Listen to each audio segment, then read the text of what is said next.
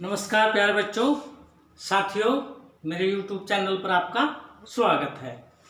आज हम बात करेंगे प्यारे बच्चों, आपने कभी देखा होगा कि एक काले रंग का पत्थर जैसा, कैसा काले रंग का और पत्थर जैसा एक पदार्थ है, क्या आपने कभी देखा है?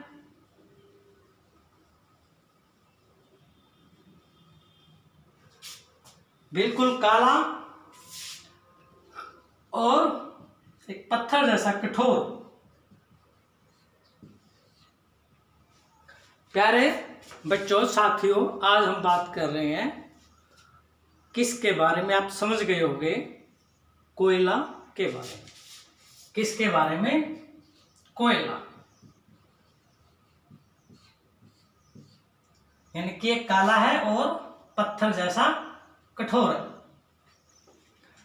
प्यारे बच्चों, आज से 300 मिलियन वर्ष पहले जो पृथ्वी के निचले जलीय क्षेत्रों में बहुत गहरे जंगल और वन होते थे और प्राकृतिक आपदा यानी कि जब बाढ़ आई या चक्रवात आया, उसकी वजह से वो पेड़ पौधे मिट्टी के नीचे दब गए। क्या हो गया प्यारे बच्चों? वो मिट्टी के नीचे दब गए और दबते गए। उनके ऊपर मिट्टी की परत जमा होती रही, यानी कि लेयर से जो मिट्टी की उस पेड़ पौधों के ऊपर, यानी कि जो मृत पेड़ पौधे हैं उनके ऊपर जमा होती रही और वो जो पेड़ पौधे थे वो गहराई में जाते गए। तो प्यारे बच्चों, यानी कि 300 मिलियन वर्षों पहले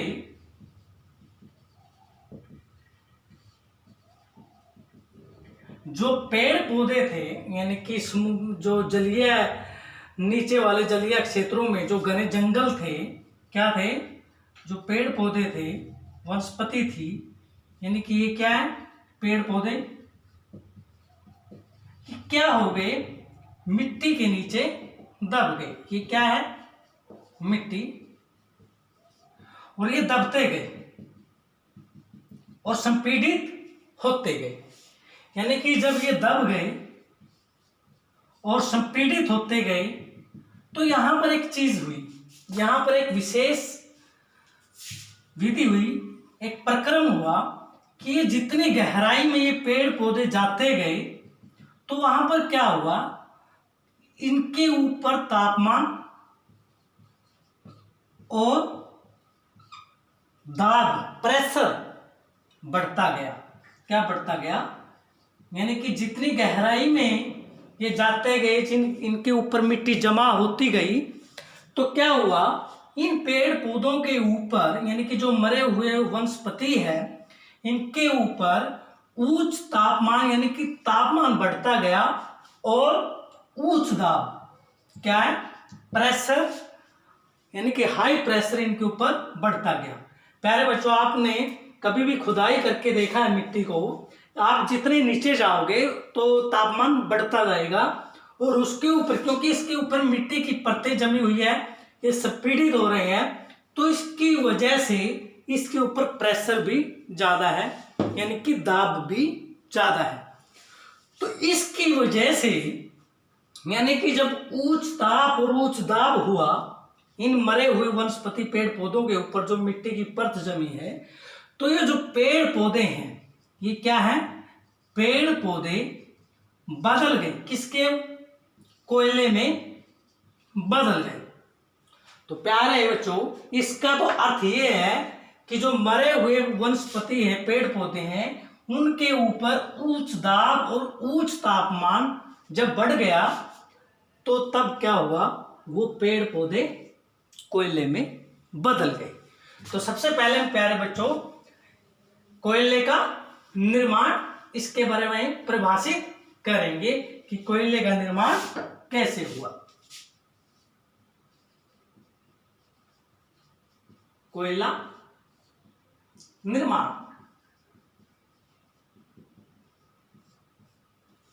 उच्च ताप उच्च ताप एवं उच्च दाब यानी कि प्रेशर, हाई प्रेशर, उच्च ताप एवं उच्च दाब पृथ्वी के यानी कि पृथ्वी के नीचे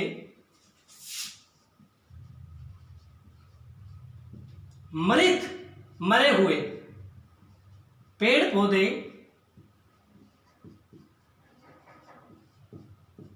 किस में बदल गए? कोयले में। उच्च ताप एवं उच्च दाब के कारण पृथ्वी के नीचे मृत पेड़ पौधे किस में बदल गए? प्यारे बच्चों, पेड़ पौधे कोयले में बदल गए।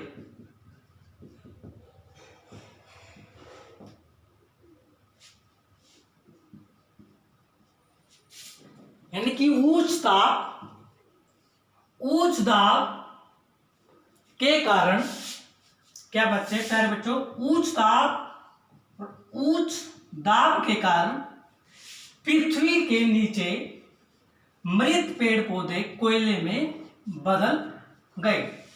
ये क्या है?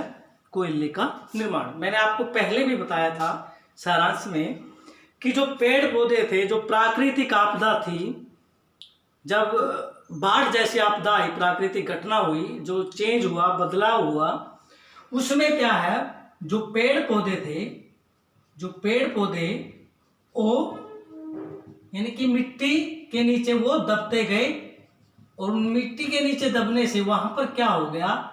तापमान बढ़ गया और दाब यानी कि प्रेशर बढ़ता गया। किसके ऊपर? इन मरे हुए पेड़ पौधों के ऊपर। क्या है? मरे हुए मृत पेड़ पौधे। और जो ये मृत पेड़ पौधे हैं किस में बदल गए? कोयले में। किस में बदल गए प्यारे बच्चों? कोयले में ये बदल गए।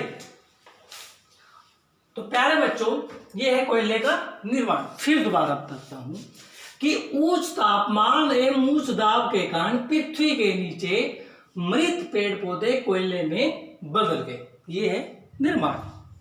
अब प्यारे बच्चों, आपने पढ़ा होगा कि कार्बनीकरण क्या होता है। कार्बनीकरण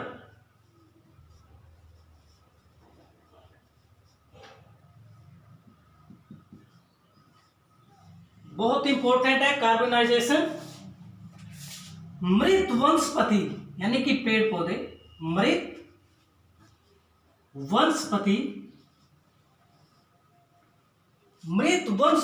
के धीरे धीरे क्या है? धीरे धीरे प्रक्रिया द्वारा या प्रक्रम द्वारा मृत वनस्पति के धीरे धीरे प्रक्रिया द्वारा कहां पर? पृथ्वी में, मिट्टी के नीचे। मृत वनस्पति के धीरे धीरे प्रक्रिया द्वारा किस में बदल गए? वो मृत वनस्पति किस में बदल गई? कोयले में बदल गए।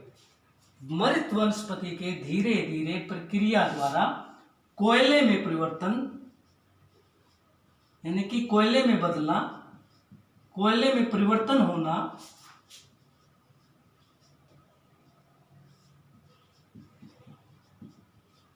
कार्बनीकरण कहलाता है।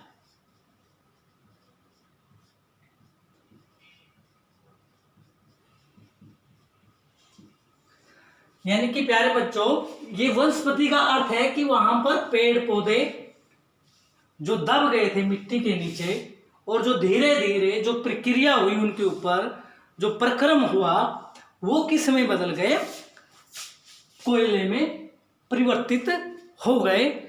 उसको हम क्या कहते हैं? कार्बनीकरण, कार्बोनाइजेशन। तो प्यारे बच्चों, ये कार्बनीकरण है मृत वनस्पति के धीरे धीरे प्रक्रिया द्वारा कोयले में परिवर्तित होना या कोयले में परिवर्तन होना कार्बनीकरण कहलाता है।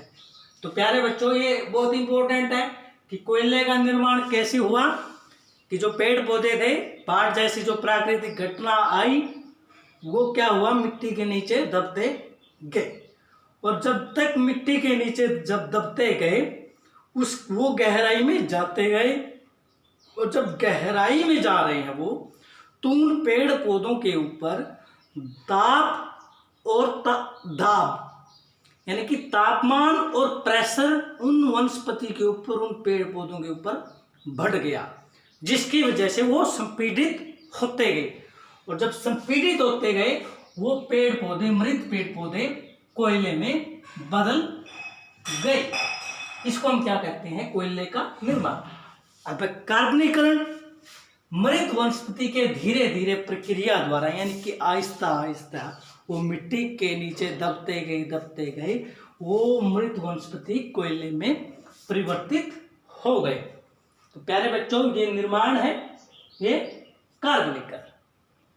अब प्यारे बच्चों, आपने ये पता होगा कि कोयले को जीवाश्म ईंधन कहते हैं, यानी कि कोयला को कहते हैं जीवाश्म ईंधन। क्यों कहते हैं? क्योंकि ये मृत वनस्पति के अवशेषों से बना है, यानी कि वनस्पति के, यानी कि जो पेड़ पौधे हैं उनके अवशेष से क्या बना है? कोयला। इसलिए इसको हम जीवाश्म ईंधन कहते हैं। यानी कि क्यों कहते हैं? क्योंकि यह वनस्पति क्या है प्यारे बच्चों? पेड़ पौधे अवशेषों से बना है, इसलिए कोयला को जीवाश्म ईंधन कहते हैं।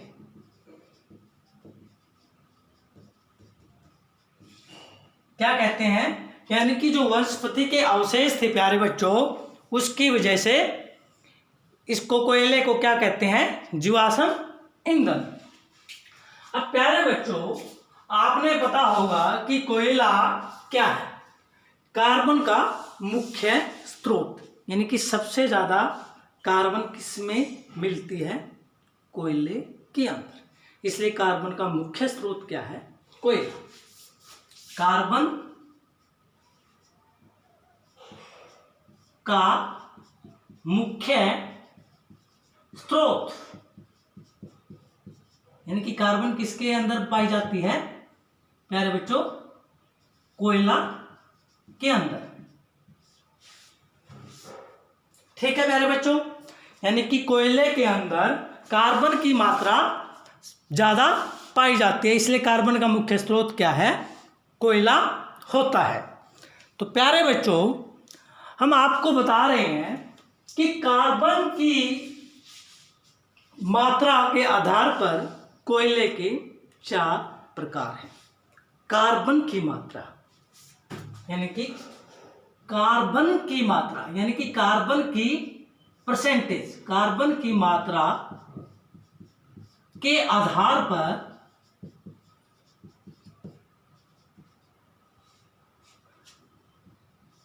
कोयला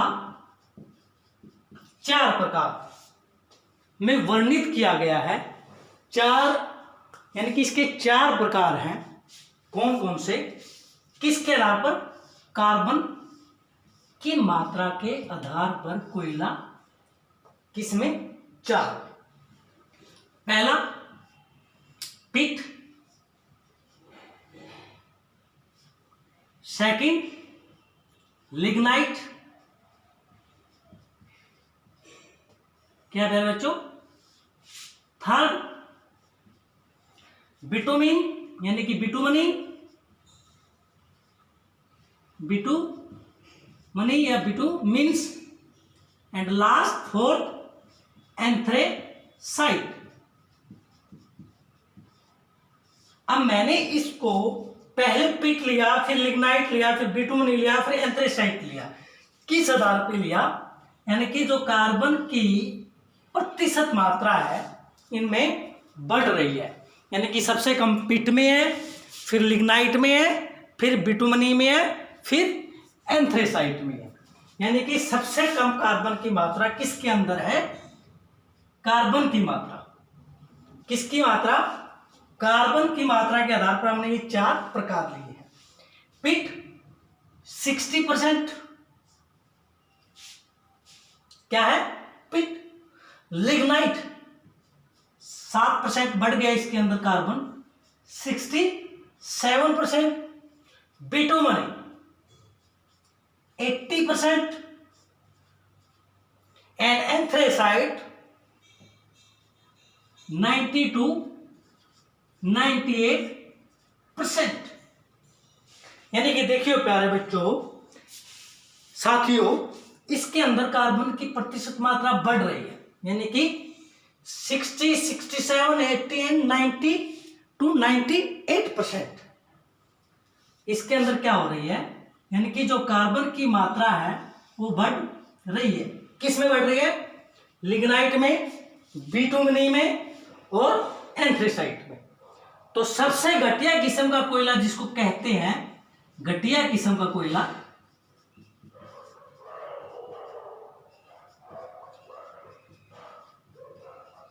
कौन सा है? पिट। और सबसे बढ़िया कौन सा है? सबसे बढ़िया एंथ्रेसाइट, क्योंकि सबसे ज्यादा, यानी कि इसके अंदर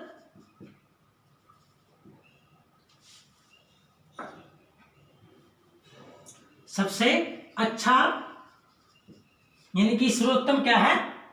एंथ्रेसाइट।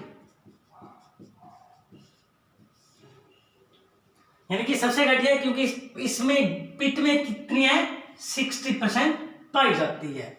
सबसे कम कार्बन की मात्रा किसके अंदर होती है? पिट के अंदर। क्योंकि जब कोयला बनता है, यानी कि हाई टेम्परेचर, हाई प्रेशर पे, सबसे पहले जो मृत वनस्पति है वो पिट में बदलती हैं। इसलिए सबसे कम किस्म का, यानी कि सबसे घटिया किस्म का कोयला पिट को कहते हैं, क्योंकि इसके अंदर कार्बन की प्रतिशत मात्रा बहुत कम है। और सबसे टॉप किसके अंदर है? एंथ्रेसाइट में। सबसे अच्छा कौन है? सबसे अच्छा कोयला किसको माना जाता है? एंथ्रेसाइट। और भूरा कोयला किसको कहा जाता है? यानी कि जो भूरे रंग का, लिग्नाइट को। इस लिग्नाइट को क्या कहा जाता है? भूरा कोयला।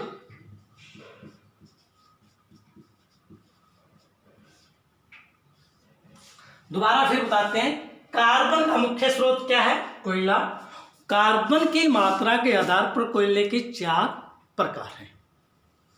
सबसे पहले, जिसमें सबसे कम पाई जाती है, पिट 60%, लिग्नाइट 67, बिटुमनी 80% एंड एंथ्रेसाइट 90 to 98%। इसके आधार पर, यानी कि घटिया किस्म का कोयला है वो पिट है, और सबसे टॉप क्वालिटी का कोयला क्या है? एंथ्रेसाइट है। और लिग्नाइट को भूरा कोयला कहा जाता है। लेकिन प्यारे बच्चों, 1774 कितने में? 1774 में भारत में एक जगह है रानीगंज। कौन सी जगह है प्यारे बच्चों? रानीगंज।